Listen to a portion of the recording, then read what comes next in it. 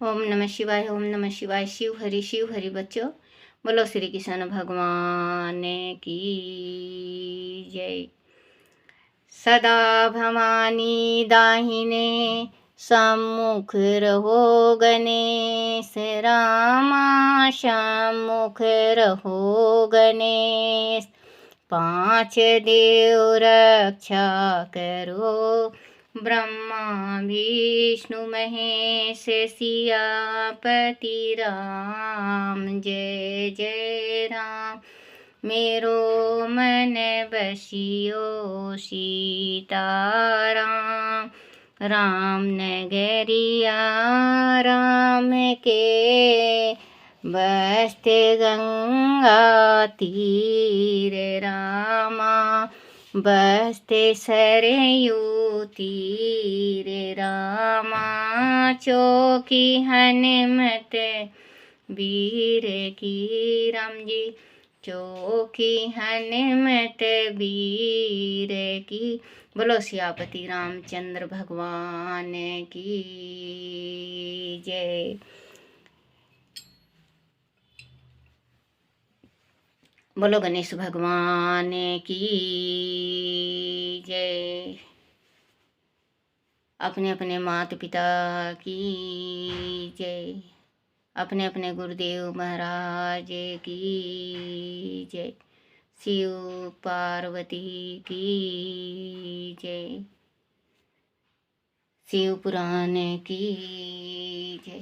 शिव पुराण में शिव जी का सूची मति के गर्भ से प्रगटे ब्रह्मा द्वारा बालक का संस्कार करके गृहपति नाम रखा जाना, नारद जी द्वारा उनका भविष्य कथा, पिता की आज्ञा से गृहपति का काशी में जाकर तप करना, इंद्र का वर देने के लिए प्रकट होना, गृहपति का उन्हें ठुकराना, शिव जी का प्रकट होकर उन्हें वरदान देकर दिक्पाल पद प्रदान करना तथा अग्निश्वर लिंग और अग्नि का महत्व। बोलो शिव पार्वती की जय हो। ओम नमः शिवाय, ओम नमः शिवाय, ओम नमः शिवाय बाबा, ओम नमः शिवाय, ओम नमः शिवाय शंभु, ओम नमः शिवाय, ओम नमः शिवाय भोले, ओम नमः शिवाय।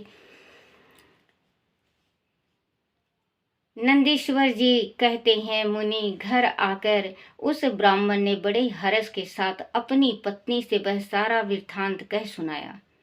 उसे सुनकर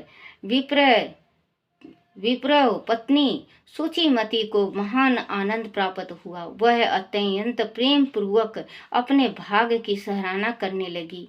तदनंतर समय आने पर ब्राह्मण द्वारा विधि पूर्वक गर्भ धारण कर्म संपन्न किया जाने पर वह नारी गर्भवती हुई। फिर उस विद्वान मुनि गर्भ के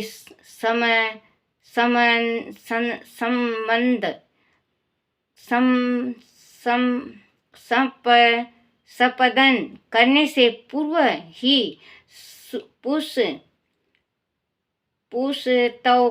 पुस्तों की वृद्धि के लिए गृह सूत्र में परिवर्तन वर्णित विधि के अनुसार समय के अनुरूप से पुरुष वन संस्कार किया। तत्पश्चात 8वां महीना आने पर कृपालु विश्व नर ने सुख पूर्वक प्रसव होने के अभिप्राय से गर्भ के रूप की संबंधी करने वाला सीमती संस्कार संपन्न कराया। तदुपरांत ताराओं के अनुकूल होने पर जब बच्चों, जैसे हम कहते हैं ना कि तारा डूब गया है, शुभ कार्य नहीं होता, ब्याह शादी नहीं होते, कुछ भी शुभ कार्य तारा डूबने में होता नहीं है। तो देखो शिव पुराण में भी लिखा हुआ है कि तारा अच्छा हो जाए जब भी कुछ कार्य किया करो।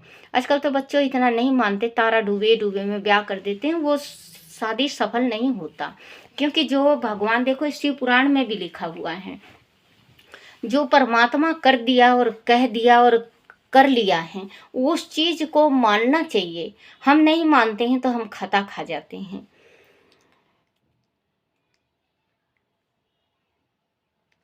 केंद्रवती हुई और अनुकूल, तदुत्तर ताराओं के अनुकूल होने पर जब बृहस्पति केंद्रवती हुए और शुभ ग्रहों का योग आया, तब शुभ लगन में भगवान शंकर, जिसके मुख की कांति पूर्णिमा के चंद्रमा के समान है, तथा जो अरिष्ट रूपी दीपक को बुझाने वाले समस्त अरिष्टों के विनाश के और भू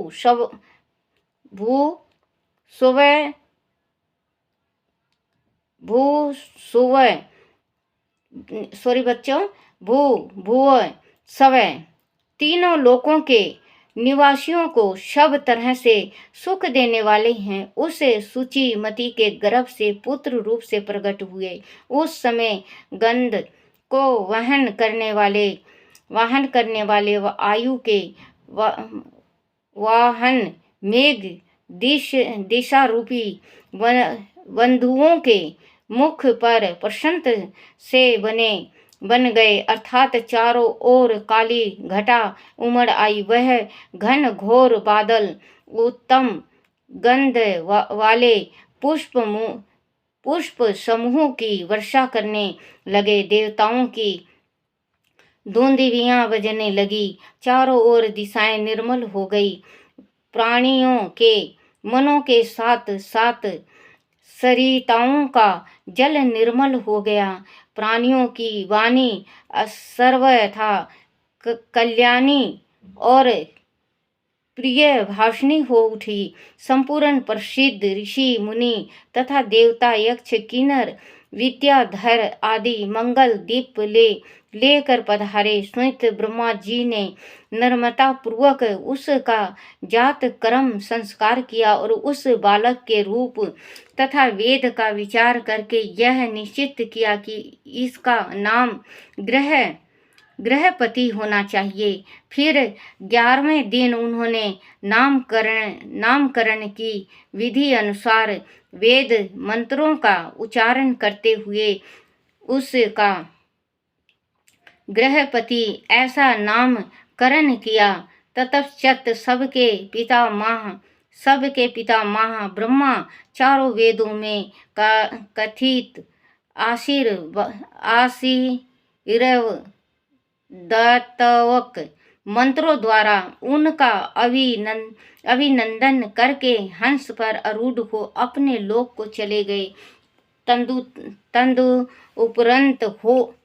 तदुपरांत शंकर भी लौकिक गति का आश्चर्य उस बालक की उचित रक्षा का विधान करके अपने वाहन पर चढ़कर अपने धाम को पधार गए। इसी प्रकार श्री हरि भी अपने लोक की राह लिए। इस प्रकार सभी देवता ऋषि मुनि आदि भी प्रशंसा करते हुए अपने अपने स्थान को पधार गए। तदनंतर ब्राह्मण देवताओं ने यथा समय सब संस्कार करते हुए बालक को वेद ध्यान कराया। तत्पश्चात 9 वर्ष आने पर माता पिता की सेवा में तत्पर रहने वाले विश्वा नंदन ग्रहपति को देखने के लिए वह नारद जी पधारे।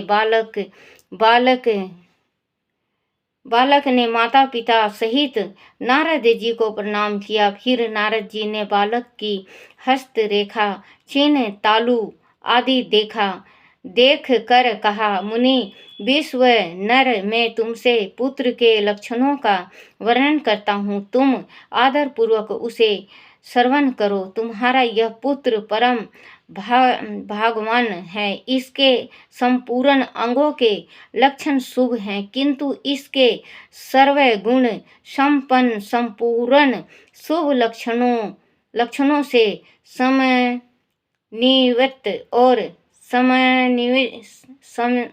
समन्वित और चंद्रमा के समान संपूर्ण निर्मल कलाओं से सुशोभित होने पर भी विधाता ही इसकी रक्षा करें। इसलिए सब तरह के उपायों द्वारा इस शिशु की रक्षा करनी चाहिए, क्योंकि विधाता के विपरीत होने पर गुण भी दोष हो जाता है। मुझे शंका है कि इसके 12 बरस में इस पर बिजली अथवा अग्नि द्वारा विघ्न आएगा। यो कहकर नारद जी जैसे आए थे वैसे ही देवलोक को चले गए।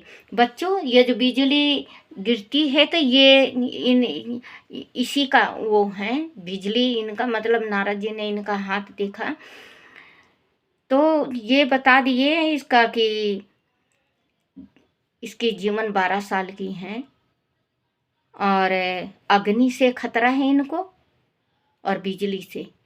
आप जो भी उपाय कर सकते हो आप उपाय करो, इसका उपाय करोगे तो, क्योंकि बच्चे कितना भी बड़ा मुसीबत आ जाए हम उपाय करते हैं टल जाता है ना बच्चों, वैसे ही।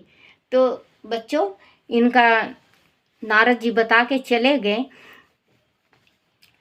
कि होने पर मतलब उनका इतना भाग था, इतना सब कुछ होने पर भी इनके कुंडली में एक दोष है, क्योंकि ये दोष बच्चों एक दोष सभी में होता है।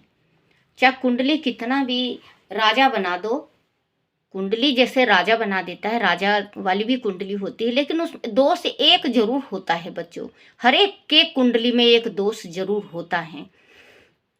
अब तो बच्चों कुंडलियों में काल सर्प दोष ज़्यादा होता है, मंगलिक ज़्यादा होती है, 27 ज़्यादा होते हैं और ये काल सर्प दोष, मंगलिक और ये सारी चीज़ इनमें बच्चों बहुत ज़्यादा होने लगी हैं।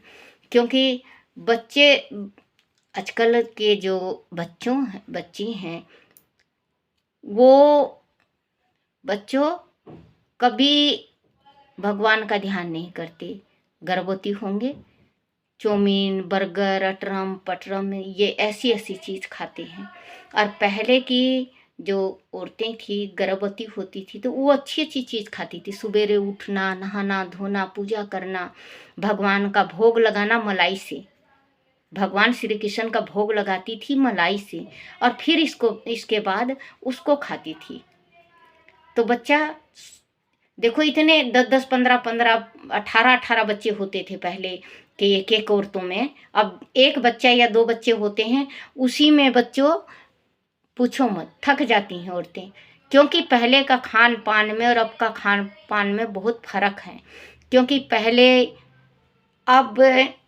पहले तो देसी खाना मिलता था, अब तो खाद का खाना है, इस वजह से बच्चों की बुद्धि थोड़ी भ्रष्ट होगी। हम ही माँ बाप हैं तो हम माँ बाप हैं, थोड़ा ज्ञान दें अपने बच्चों को तो ज्ञानी होंगे। तो ये ऋषि जी बता के चले गए, कुंडली का बता के चले गए कि सब कुछ देखो इसमें कुंडली दिखाया है, इसमें बच्चे इसमें कुछ भी नहीं है, काल सर्प दोष नहीं है, कुछ भी नहीं है, कुछ भी नहीं है ना बच्चों। तो ये इनका उम्र कुल 12 साल का है, कुल 12 साल का। और नारद जी ने ये भी कह दिया कि 12 साल का उम्र है इनका और इनको जो खतरा है वो अग्नि से, इनका अग्नि से है और बिजली से है। अग्नि और बिजली से आप इसका कुछ उपाय करो। तो इसमें उपाय भी हैं बच्चों, बहुत उपाय हैं इसमें, हर एक पेज में उपाय हैं। आप ध्यान से सुनो और पढ़ो तो आपको पता चल जाएगा कि हाँ इसमें बहुत उपाय हैं इसमें शिव पुराण में। नारद जी जैसे आए थे वैसे ही देवलोक को चले गए। सनत कुमार जी नारद जी का कथन सुनकर पत्नी सहित विश्व नर ने समझ लिया कि यह तो बड़ा भयानक ब्रजपात हुआ। फिर वह हाय मैं मारा गया क्यों यूं कहकर छाती पीटने लगे और पुत्र शोक से व्याकुल होकर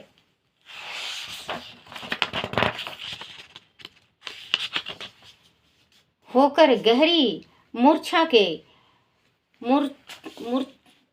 के वाशीभूत हो गए। उधर सूचीमती भी दुख से पीड़ित हो अत्यंत ऊंचे स्वर से हाहाकार करती हुई ढाड़ मार मार कर रो पड़ी। उसकी सारी इंद्रियां अत्यंत व्याकुल हो उठी। तब पत्नी के अरतनंद को सुनकर विश्व नर भी मूर्छा त्याग उठ बैठे और ये क्या है, क्या हुआ, जो ऊंचे स्वर से बोलते हुए कहने लगे, गृहपति जो मेरा बारह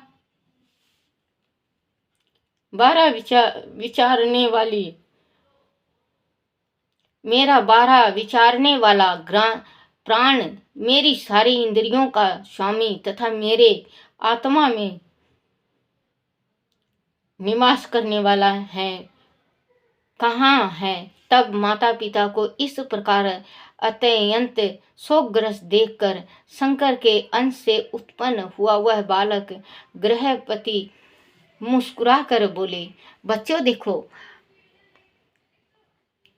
माँ का दिल बहुत कोमल होता है। पिता मूर्छित तो हो के भी वो उठ के अपनी स्त्री को सत्वा दिए, अपने बेटे को गले लगाए, क्योंकि होनी माँ बाप टाल सकते हैं।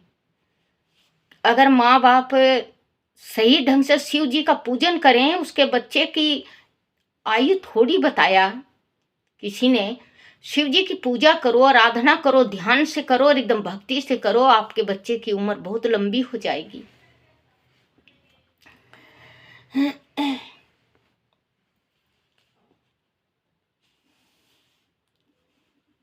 गृहपति ने कहा,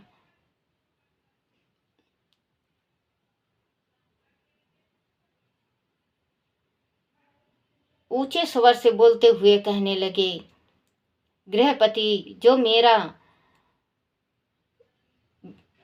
12 विचारने वाला ग्राम मेरी सही इंद्रियों का स्वामी तथा मेरे अंतरमय निवास करने वाले हैं, कहाँ हैं।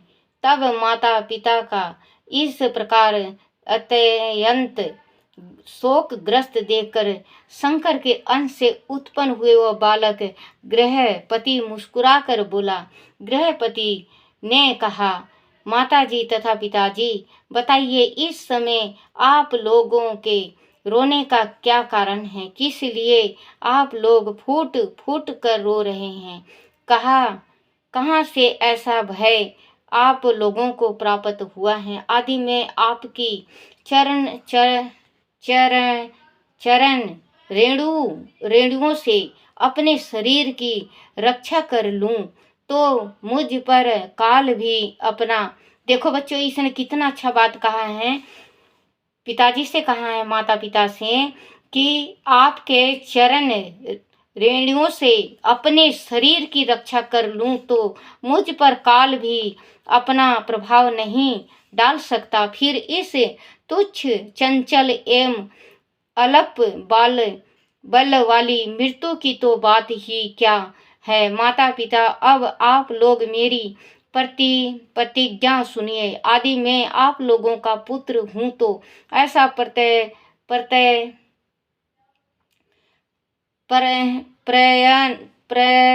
प्रयत्न करूँगा जिससे मृत्यु भी भयभीत हो जाएगी। मैं सत्य पुरुषों को सब कुछ दे डालने वाले सर्व से मृत्यु जय की भली भांति आराधना करके महाकाल को भी जीत लूंगा। वह मैं आप लोगों से बिल्कुल सत्य सत्य कह रहा हूँ।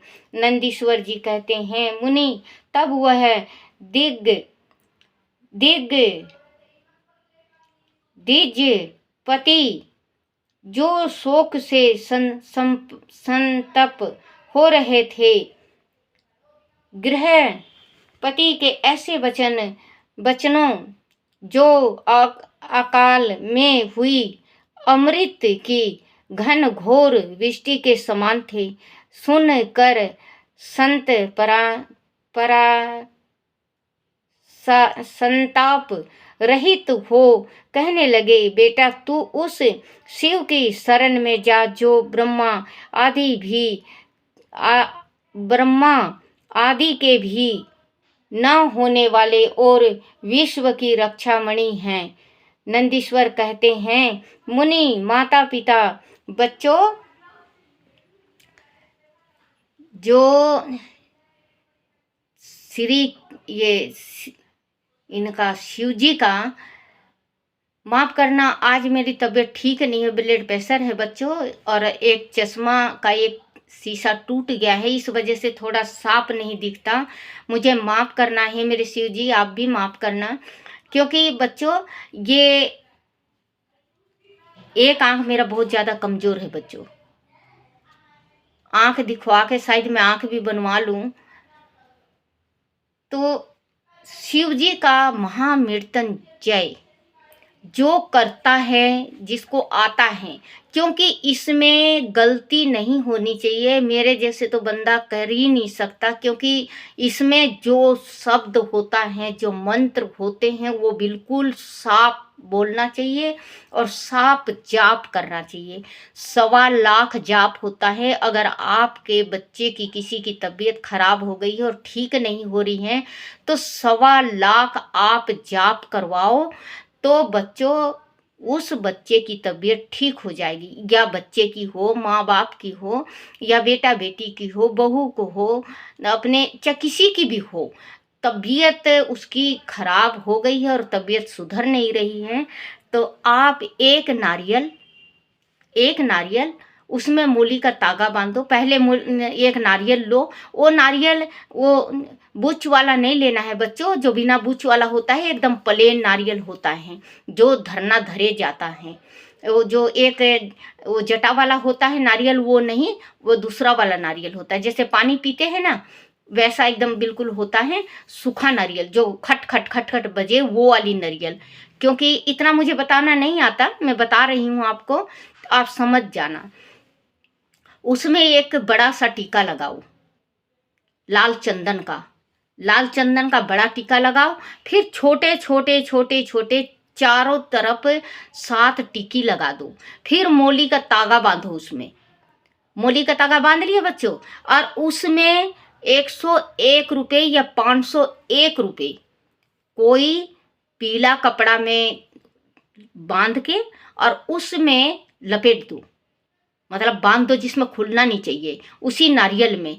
और आप सोमवार के दिन सूर्यास्त के समय आप अपने माथा से लगा के, या सूर्यास्त के बाद, जिस टाइम होता है सूर्यास्त, या बच्चों सूर्य उदय से पहले, जैसे सूर्य उदय हो उसी टाइम बाहर खुले में, जैसे आप आंगन में बैठ के, और लोटा लो, एक जल लोटा, और आप 2-4 दाने चावल का डालो उसमें लोटे में, और शिव जी का ध्यान करके, और आप उस जो नारियल लिए हो, उस नारियल में आप मन बोलो शिव जी का। अगर आपको इसका महामृत्युंजय आता हो तो ठीक है, नहीं तो आप मोबाइल में सुनते जाओ और आप अपने मनोकामना बोल दो कि मेरा बच्चे की तबीयत खराब है, या मेरी पत्नी का खराब है। या बच्चों, मैं डॉक्टरों ने जवाब दे दिया था, मैं दिल्ली से जवाब मिल गया था मुझे। फिर हिसार गई मैं, हिसार से भी मुझे जवाब दे दिया था कि मैं बचूंगी नहीं। मेरे पति ने ये करवाया महामृत्युंजय। तो आज बच्चों मैं ठीक हूँ, और मुझे नहीं पता था बच्चों कि मैं ठीक हो के और मेरी जिंदगी विधवा की हो जाएगी। नहीं तो मुझे तो खैर पता नहीं था, मैं बहुत सीरियस थी। मेरे पति ने महामृत्युंजय करवाया, महामृत्युंजय, और मैं ठीक हो गई। उसके बाद मेरे पति 6-7 साल रहे, 6-7 साल के बाद पूरे हुए हैं। लेकिन परमात्मा ही है मेरे शिव भोले। मैं आपसे सच्चे दिल से कह रही हूँ, किसी औरत को ये दुख मत दिखाना भोले। ये दुख बहुत बहुत बड़ा दुख है, बहुत ही कड़ा दुख है। क्योंकि वो औरत बहुत भागवान है, बहुत ही ज्यादा भागवान है, जो सदा सुहागन जाती है, जो लास्ट में उसके पति मांग में सिंदूर भरते हैं, भगवान के पास सीधी जाती है, सदा सुहागन पहन ओढ़ के जाती हैं। तो शिव भोले आप स्त्री जाति को सदा सुहागनी रखना, सदा सुहागन रखना। हे मेरी माँ गोरा, हे मेरे शिव पार्वती, किसी को ये दुख मत दिखाना भोलेनाथ। इस दुख में दर्द बहुत है भोले, इस दुख में दर्द बहुत है पिता मेरे। बच्चों में 2-3 दफे मरते मरते बची, लेकिन मेरे पति ने बचाया। और जब मेरे पति का हार्ट फेल हुआ तो मैं नहीं बचा सकी बच्चों, क्योंकि उनमें शक्ति थी जो मुझे बचा गए। और मेरा कुछ पिछले जन्म का पाप था, या इस जन्म का पाप होगा बच्चों, भगवान को पता है।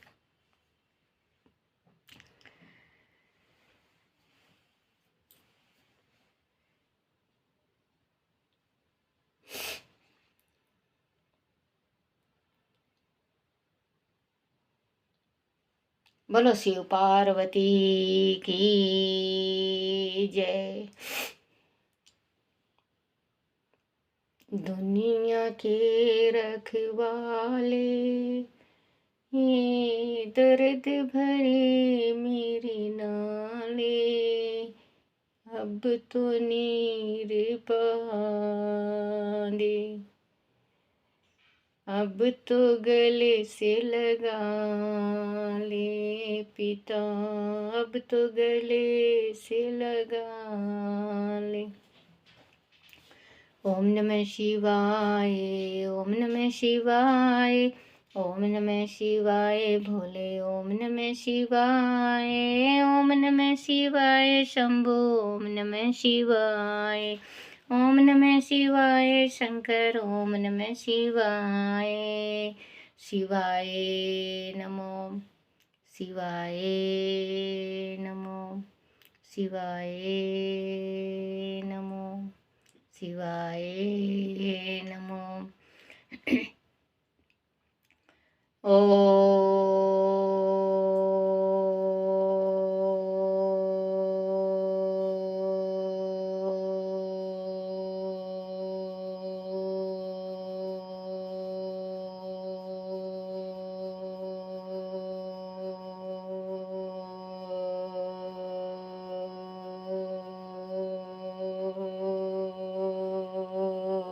नमः शिवाय। बोलो शिव पार्वती की जय हो। अपने अपने गुरुदेव महाराज की जय हो। जय जय मेरे शिवाय। ओम नमः शिवाय, ओम नमः शिवाय, ओम नमः शिवाय, ओम नमः शिवाय, ओम नमः शिवाय। जय मैं शिव बोले की जय, मैं शिव बोले की जय, मैं शिव शंकर की जय हो, जय हो, जय हो, जय हो। बोलो शिव पार्वती की जय।